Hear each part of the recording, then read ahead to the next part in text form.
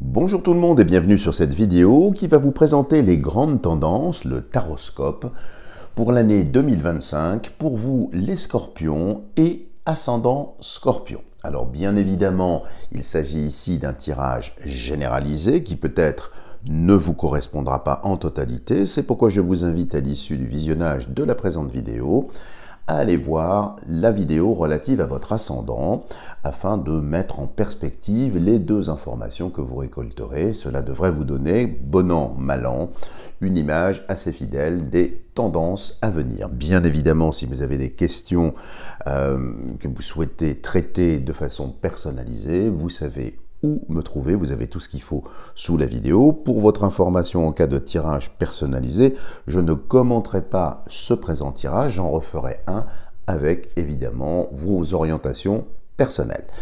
Alors, je vous propose de commencer ce tirage en prélevant dans l'oracle de Pascal ce que l'on appelle la surprise, c'est-à-dire 3 cartes que nous découvrirons à la fin du taroscope et qui viendront possiblement soit renforcer certains points, certaines maisons, soit au contraire s'en écarter. Alors, pour les scorpions en 2025, Scorpion 2025. Scorpion en 2025. Scorpion 2025.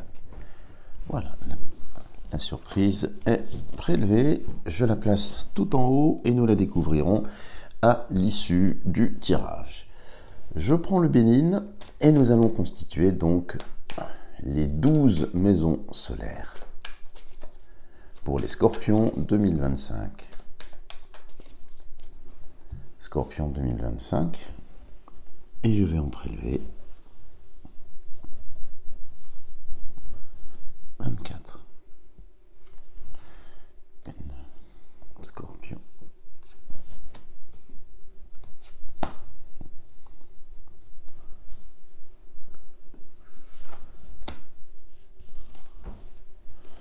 On monte un peu, 5.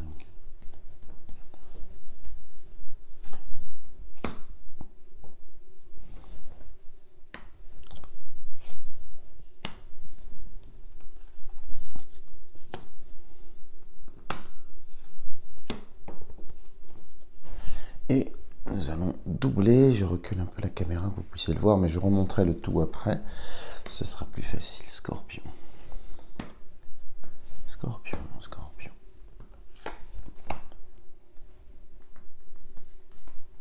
Scorpion pour 2025.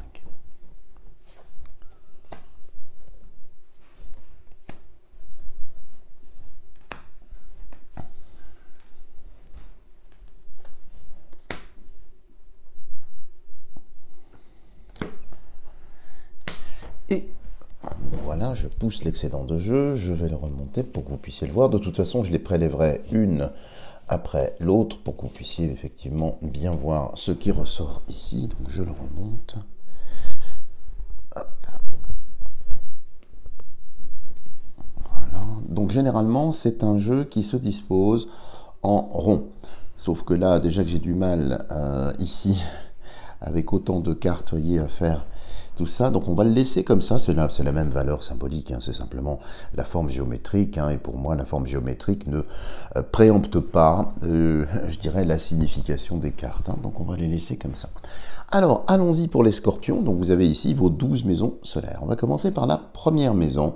La maison 1, c'est tout ce qui vous concerne personnellement, donc ça peut concerner votre corps physique, concerner votre intimité, concerner des choses qui sont importantes pour votre destinée, donc tout dépend de ce qui va sortir ici en symbole, hein, donc je serai très certainement amené à émettre des hypothèses pour avoir une lecture plus objective. Regardons ce qui ressort pour vous, les scorpions. Alors, l'étoile de la femme et retard. Alors ici, qu'on le prenne dans ce sens-là ou dans l'autre sens, pardon, ça indique ici vous concernant un retard concernant une femme. Alors, nous verrons ce qui ressort en maison 5, qui est la maison des amours, et en maison 7, qui est la maison du couple. Mais ici, ça peut annoncer que vous allez trouver une femme, mais avec retard, si vous êtes un homme, bien évidemment. Alors, étant donné que nous sommes dans un tirage général, on va étendre un petit peu, on va changer cette polarité pour dire que, effectivement, peut-être que dans les amours ici, eh bien, il va y avoir un changement, mais qui est assez lent. Alors, là, je suis obligé d'émettre une hypothèse, mais on verra ce qui ressort en maison 5 tout de suite ici. Si vous êtes déjà en relation avec quelqu'un ou si vous attendez quelque chose de cette personne, ça va arriver, semble-t-il, mais avec retard. Et curieusement, le fait que ça sorte ici en maison 1, eh bien, ça a l'air d'être très important, très fondamental pour vous, les scorpions, dans l'année 2025. En tout cas, il y a une réponse ici tardive. Moi, je sens bien une césure à 6 mois. Donc pendant les 6 premiers mois, vous attendez un petit peu la révélation, l'arrivée de cette femme qui peut-être va déclarer sa flamme. Je vous dis, il faut qu'on laisse ça en l'air et qu'on voit ce qui va sortir en maison 5. Donc laissons-le comme ça, je laisse cette femme ici. Ça peut avoir aussi d'autres significations, donc je serai sans doute amené à de rétro-pédaler pour revenir un petit peu en arrière. Poursuivons la lecture avec la maison 2. La maison 2, c'est la maison de l'argent, des finances, des mouvements financiers. Donc regardons un petit peu ce qui ressort pour vous, les scorpions. Alors il y a nativité ici et procès. Alors, cette configuration solaire et martienne ici peut sembler effectivement tendue, opposée. Il est possible que certains scorpions soient dans l'année 2025 dans une certaine indigence. Alors, passagère, hein, c'est-à-dire ça ne durera pas, encore une fois, mais ici, avec la notion de procès, ça peut renvoyer, normalement les procès c'est en maison 9. Hein. Décidément, apparemment, Scorpion, les informations ont l'air de tomber indépendamment des maisons solaires. Donc je vais essayer de modifier un petit peu ma lecture pour qu'elle gagne un petit peu en objectivité. Mais voilà ce que ça veut dire stricto sensu pour la maison 2. Il est possible, si vous êtes en procès contre effectivement quelqu'un et que vous attendez le délibéré, avoir de l'argent en fait, hein, par rapport à tout ça, vous en aurez, mais partiellement ici. Donc c'est pas spécialement très positif. Vous gagnez, cela étant, mais pas la totalité. Alors, autre chose, par contre, qui est beaucoup plus positif quand on le met dans ce sens-là, si vous faites l'objet, si vous êtes défendeur, donc si vous êtes assigné, attaqué par quelqu'un dans le but, eh bien, la personne vous assigne pour recouvrer de l'argent, eh bien ici, vous aurez tendance à gagner. C'est-à-dire, vous ne donnerez pas cet argent. Donc c'est plutôt intéressant aussi. Sur la partie financière, étant donné que c'est un horoscope dans l'horoscope ici que nous sommes en train de faire, il y a la naissance, la nativité. Donc il y a de fortes chances aussi pour que vous mobilisiez soit votre épargne, soit de l'argent que vous avez capitalisé dans un projet. Et la partie procès ici prendra une valeur un petit peu plus juridique. Ça peut être une société que vous allez monter ou des fonds que vous allez investir dans quelque chose. Il y a un investissement ici, hein. Un investissement dans le temps, mais un investissement lucratif, mais qui démarre de façon un petit peu difficile, hein. Désolé, je suis obligé de prendre plusieurs hypothèses. C'est un tirage général, évidemment. Poursuivons la lecture avec la maison 3. La maison 3, ça traduit généralement l'entourage, le cercle assez étroit, assez restreint autour de vous. Donc généralement ce sont des amis, ça peut être aussi des collègues de travail, tout dépend du degré d'intimité avec lesquels vous êtes, et aussi plus largement les frères et les sœurs. Donc vous voyez, il y a plusieurs choses dans cette maison 3, on va voir un peu ce qui ressort. Alors ici il y a l'inconstance, et il y a l'eau. 2 signes lunaires. Alors, 2 signes lunaires ici en maison 3, déjà ça indique la partie inconsciente. Comme si dans vos relations, dans la posture que vous adoptez vis-à-vis de la sphère amicale, possiblement aussi vis-à-vis des frères et sœurs si vous en avez, sans aucun jugement de ma part, voyez, la Lune étant un astre changeant, qui croît quand elle décroît et qui décroît quand elle croît, donc on ne sait jamais véritablement sur quel pied danser, eh bien vous aussi, c'est-à-dire que les personnes qui vont vous entourer en 2025 vont être inconstantes, imprécises, pas très lisibles, et vous allez avoir du mal de naviguer, un petit peu comme ce bateau ici, pour savoir, comme on dit, si c'est du lard ou du cochon. Donc ça va être une année assez floue, assez imprécise, assez lunaire, où il y aura très certainement des départs d'amis, où vous tournerez le dos d'amis parce qu'il n'y aura plus véritablement de compréhension ou de logique. Donc c'est une sorte de grand nettoyage que vous allez faire ici, mais sans véritablement le vouloir, hein, parce que vous êtes très sociable, très ouvert, ça j'ai pas de problème pour les scorpions là-dessus, sauf qu'ici c'est votre entourage qui a tendance soit à faire sécession, soit à changer complètement de logiciel, et donc ça va rendre les choses un petit peu plus compliquées, un peu plus lisibles. Alors, ces informations-là sont également valables pour les frères et sœurs. Il est possible que sur l'année 2025, vous ne vous compreniez plus du tout. Il y a comme une sorte de clivage, une sorte de fossé entre vous. Et puis, c'est inconstant, vous voyez, c'est imprécis, c'est... Bon, une indication, donc prudence, effectivement, dans l'année 2025 pour l'entourage. Il n'y a pas de menace particulière, c'est pas menaçant, c'est juste agaçant. Quelque chose que vous n'arriverez pas à comprendre véritablement. Donc, vous aurez tendance, sans méchanceté aucune, eh bien, à baisser le rideau, comme on dit, hein, et avancer. Poursuivons avec la maison 4. La maison 4, c'est la première maison angulaire de votre taroscope ici. Elle correspond au foyer, à la racine.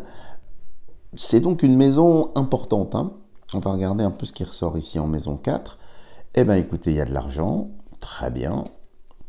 Et ici, il y a l'appui. Alors, excellent, excellent ici. Très, très belle configuration en maison 4. Alors, vous voyez, je reviens en arrière, comme je vous l'avais dit. Il y avait ici, vous voyez, sur la maison 2, donc l'argent, cette configuration qui était assez particulière. Eh bien ici, ça indique la résolution, il y a des fonds qui vont être libérés concernant votre racine. Donc ça peut être un héritage qui était bloqué, ça peut être la vente d'une maison qui était bloquée. C'est pour ça qu'il y avait procès, vous voyez, il y avait les deux épées qui étaient entrecroisées, il y avait un problème, tout au moins en début d'année. Eh bien là, en maison 4, ça se résout vers l'été.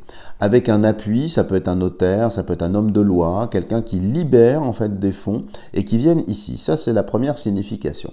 Quand on la met dans ce sens-là ici, il y a plusieurs hypothèses puisque nous sommes en maison 4 ici.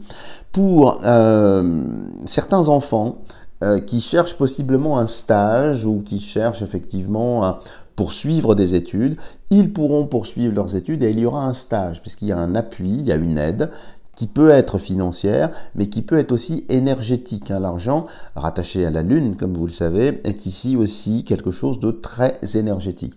Donc c'est très très favorable dans maison 4. Autre chose en maison 4, si vous envisagez justement de faire des travaux d'embellissement, d'agrandissement, les choses vont se faire, mais attention effectivement, et là on revient, vous voyez, on peut presque les mettre en étoile comme ça, attention de ne pas trop dépenser, soyez fin stratège, peut-être décider de faire les travaux en plusieurs temps, pour éviter de vous placer dans une situation qui serait un petit peu précaire, un petit peu indigente. Alors c'est très très stable hein, ici ce qu'il y a là, mais attention. Hein. Et puis pour vos investissements, si vous travaillez à domicile, si vous souhaitez monter une entreprise à domicile, tout ce qui est lié à l'habitation et que vous essayez de monétiser, donc de convertir en sonnant et trébuchant, c'est très très favorable. Donc si vous voulez travailler de chez vous, monter un business, c'est très très favorable ici. Et c'est tant mieux. Nous poursuivons avec la maison 5. C'est une maison généralement importante, notamment pour les scorpions. C'est la maison des amours qui peut être tumultueuse, cette maison, ou au contraire beaucoup plus calme et posée. On va voir ce que 2025 vous réserve pour les amours. Alors il y a la table ici. Et héritage. Alors ça c'est intéressant ici en maison 5 parce que ça vise le passé. Je ne serais pas étonné, pour certains ou certaines scorpions, qu'un homme ou une femme du passé ressurgisse, revienne, vous invite à la table, donc vous invite à manger, ou que vous-même, vous croisiez ou vous partiez un petit peu en quête d'un ex ou d'une ex, ce qui explique cette carte héritage ici, qui vient. Donc le passé, apparemment, vos conquêtes passées, même si les choses étaient restées peut-être un petit peu nettes et bien marquées, eh bien là, il y a une sorte de rappel, d'écho distant du passé, très favorable, hein, il n'y a rien de menaçant ici. Et donc, eh bien, ça va vous aider, en fait, à retisser des liens. Et il n'y a rien de menaçant. comme si vous avez vous-même maturé, grandi un peu, mais votre ex aussi, homme ou femme, eh bien, a grandi, donc il y aurait pas mal de choses. Alors, sur une autre configuration, quand on le met comme ça, si effectivement vous êtes célibataire et que vous êtes à la recherche de l'âme sœur, alors beaucoup de sorties, vous allez beaucoup sorties, possiblement aussi avec des personnes plus âgées que vous. Ça peut être dans un milieu professionnel aussi, ça peut être dans un milieu associatif, où il y a pas mal de groupes, hein. Je sens du groupe ici. Et c'est grâce à différentes sorties, la table voulant dire la fête un petit peu, ça peut être la danse, ça peut être des différents événements, eh bien il y a des rencontres. Dernière indication, la personne que vous allez rencontrer, homme ou femme, il est possible qu'elle soit plus âgée que vous. Alors pas, je dirais, un vieux croulant comme moi, mais des personnes, je dirais, d'âge un petit peu plus mûr que vous l'êtes, mais ce qui annonce ici une certaine stabilité. Dernier petit point qui est un petit peu plus spécifique, effectivement. Si vous êtes en relation de longue durée avec une amie, mais les choses sont toujours restées un petit peu floues.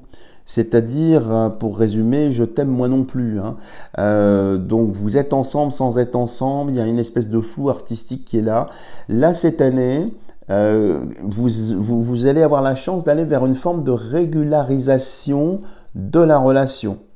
Donc ça peut être une officialisation, pas spécialement un mariage, mais à l'intérieur de vous, vous allez reconnaître l'existence de cette relation et la porter au grand jour. 1, 2, 3, 4, 5, 6. Donc nous sommes à la moitié du jeu. La maison 6 ici, on l'aime pas trop parce que c'est la maison de la maladie, enfin entre autres maisons, du travail, et puis par extension à tout ce qui s'impose à nous, les choses extérieures contre lesquelles on ne peut pas grand-chose et avec lesquelles parfois il nous faut composer pour rester en équilibre. Donc ça peut être très funeste comme très léger. On va voir ce qui ressort pour vous. Bon, la réussite ici. Et voyez, pensée amitié. Alors déjà, quand je fais un lien, vous voyez, sur les amours, et puis, vous voyez, dans la sphère amicale, regardez ce qu'on avait vu, vous voyez, je vous avais dit que j'étais dans l'obligation de rétro-pédaler. Il y avait un ménage qui allait se faire une inconstance. Alors là, vous passez de la lune au soleil. Vous passez de la mère au père, du féminin au masculin. Et ici, en maison 6, il y a une réussite sur l'amitié. Donc, il y a bien un nettoyage, entre parenthèses, qui va être fait, mais qui va dans le bon sens. Maintenant, revenons sur la symbolique stricto sensu de la maison 6. C'est aussi, ne l'oublions pas, la maison du professionnel. Quand je vois cette médaille ici, de réussite, eh bien, évidemment, vous allez soit avoir une promotion dans l'année 2025, soit réussir, possiblement un examen, un concours, si vous êtes dans cette configuration, bien sûr, et donc il y a bien une réussite. En ce qui concerne également un état de santé, si vous étiez dans un état de santé un petit peu précaire, qui viserait ici, pardon de le dire, l'anatomie un petit peu plus au sud, vous voyez, sous la ceinture, comme on dit, hein, parce qu'il y a des mots que je ne peux pas employer. Si vous aviez des petits tracas, hommes ou femmes, dans cet endroit-là, les choses vont se résorber. C'est-à-dire vous serez embêté environ 6 mois encore par, je ne sais pas, des chatouillis, des gratouillages, ou des gratouillis plutôt. Bref, tout ça pour vous dire que dans cette zone-là, bon, les choses vont vers une amélioration. Il y a donc une réussite ici aussi. Pareil, si vous souhaitez enfanter et que Dame Nature vous refuse un peu ses faveurs, il vous faudra la courtiser à l'aide de peut-être de traitements ou d'aide, d'assistance pour stimuler possiblement les cycles ovariens et reproductifs. Donc ici, si vous êtes dans ce cas-là, vous allez entamer des démarches et je vous conseille de les entamer à partir du mois de juin, où là vous aurez effectivement un succès. Poursuivons avec la maison 7. La maison 7, je vous le disais tout à l'heure, c'est la maison des couples. C'est également par extension ce que vous donnez aux autres, hein, votre ouverture vers l'altérité. Regardons ce qui ressort ici pour les scorpions. Eh bien écoutez les amis, on ne peut pas faire mieux ici. Les amours, regardez le contraste. Les amours, le vol ou la perte. Alors là, c'est intéressant cette configuration. Alors déjà ici, je vous confirme que vous allez vers le plein amour. Ça, c'est certain. Alors, possiblement après l'été. Mais dans la sphère amicale, il n'est pas impossible que la personne qui vienne, vous la connaissiez déjà, ça on l'a vu ici, mais qu'elle soit dans la sphère amicale ou que ce soit un ou une collègue. Ça, c'est déjà une première signification. Mais il y a autre chose. Il y a autre chose. Si vous êtes dans un couple où les choses vont plutôt bien, ou même si elles vont mal du reste, on sent bien les deux. Pourquoi? Parce que vous voyez, Vénus, Mercure, la différence, ce sont les cornes. Qui dit corne, dit trahison, dit tentation. Il n'est pas impossible, et les scorpions sont très portés effectivement sur cette partie de l'anatomie dont je parlais précédemment, ici, sans jugement de valeur, il est possible qu'il y ait des tentations ou qu'il y ait une double vie. C'est-à-dire que même si le couple va bien ou va mal, monsieur ou madame, eh bien, regarde un petit peu le chemin de traverse et est derrière le paravent chinois qui occulte les choses, eh bien, une relation un petit peu clandestine. Et ici, eh bien, il va y avoir une sorte de tiraillement si vous êtes dans cette configuration-là, un équilibre qui va être difficile de trouver. C'est une forme de choix. Qui allez-vous choisir? Est-ce que vous allez rester sur le chemin de la régularité, de la pérennité que vous connaissez, ou bien au contraire, allez-vous vous aventurer dans des amours un peu plus glissantes, un peu plus scabreuses? Les deux sont là. En tout cas, si vous êtes dans un couple comme ça, il y aura des tentations, possiblement pour les deux partenaires. C'est pas spécialement monsieur ou madame, hein, peu importe. Il y aura des tentations. S'il existe déjà, ou il a existé dans le passé, puisque ici je rebondis ce qu'on avait vu sur le retour du passé, il est possible qu'il y ait une sollicitation, une relance.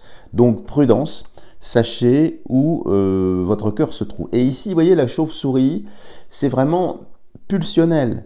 On ne parle pas d'affect là, l'affect est de ce côté-là, c'est vénusien. Là, c'est mercuriel, et vous voyez, c'est une chauve-souris qui pique ici un mulot. Donc il y a un côté qui s'impose comme une pulsion qui pourrait venir. Hein. Alors attention, je ne vous classe pas comme étant spécialement pris à pic, hein, c'est pas ce que je dis, mais c'est la symbolique qui ressort. Donc il y aura des tentations.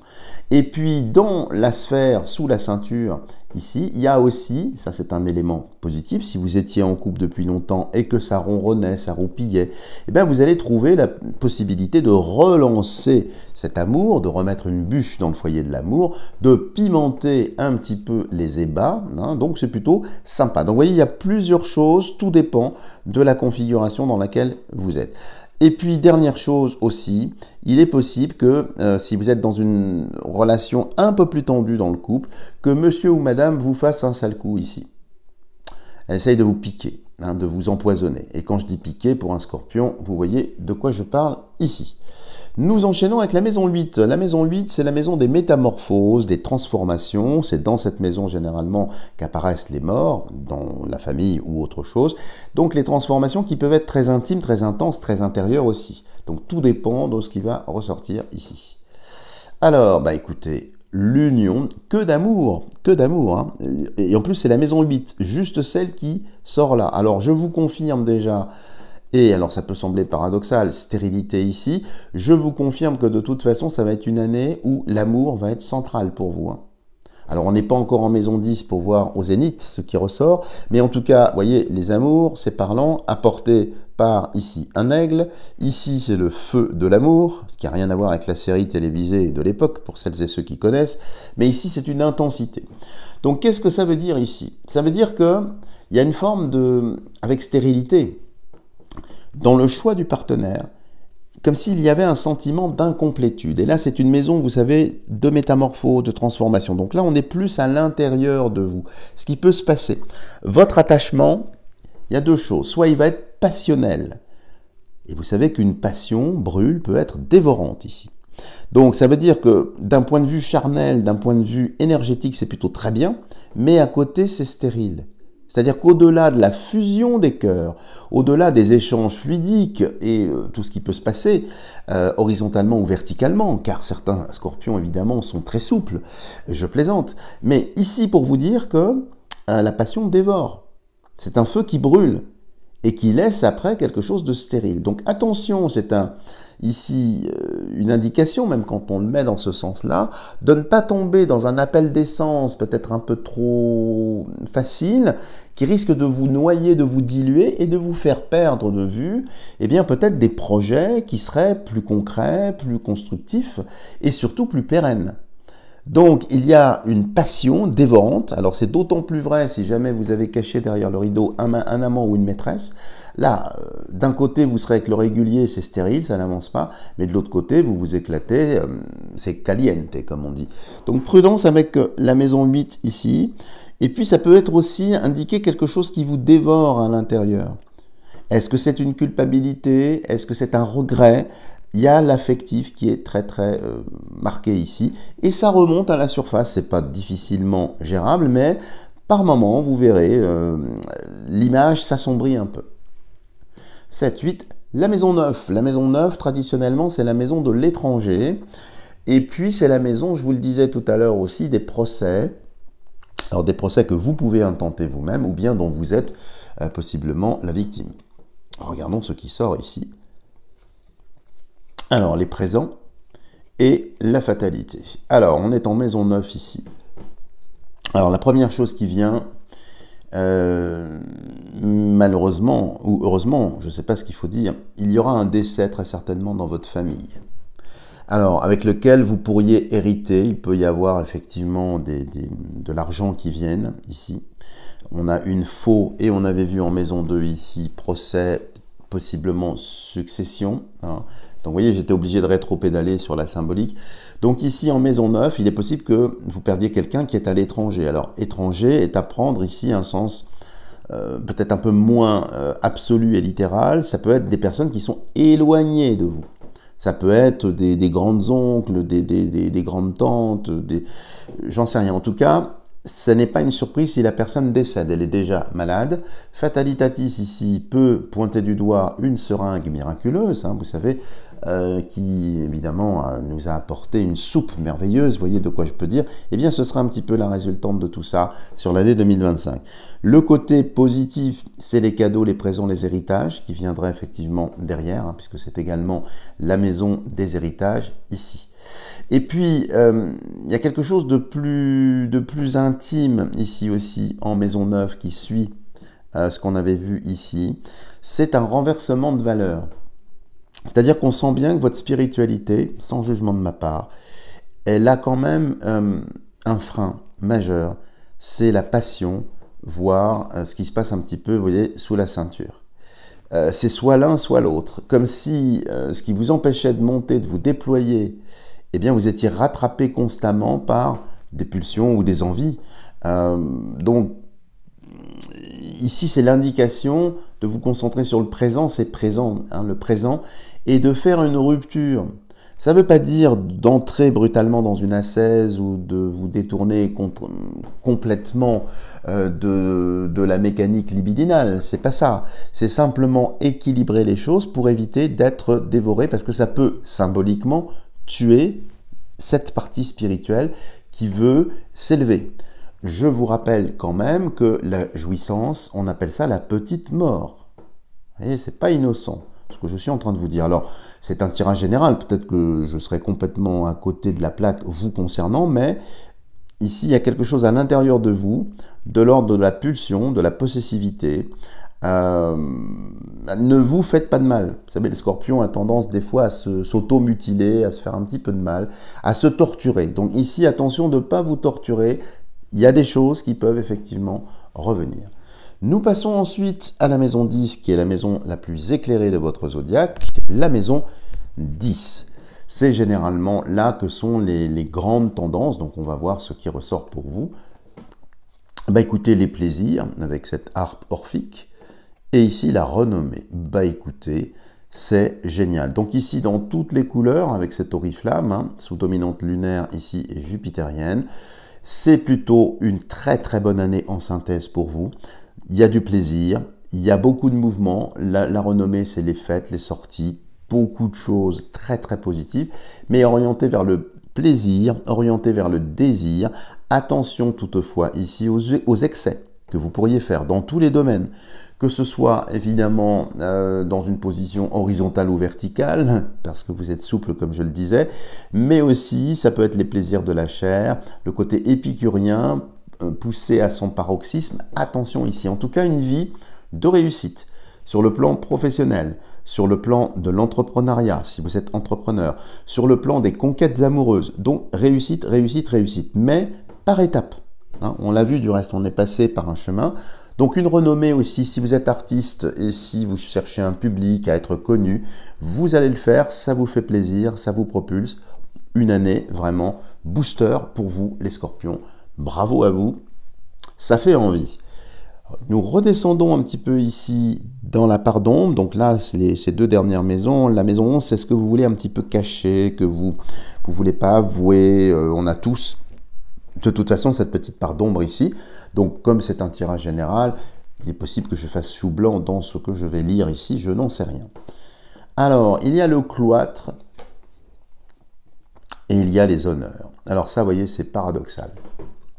Paradoxal parce que le cloître, c'est une prison, c'est un enfermement, voire une certaine forme de timidité. Et ici, au contraire, c'est l'excellence, c'est la brillance, hein, c'est-à-dire les honneurs, hein, le sceptre et la couronne. Donc comme si, alors vous voyez, ça fait presque écho à ce que l'on avait vu ici.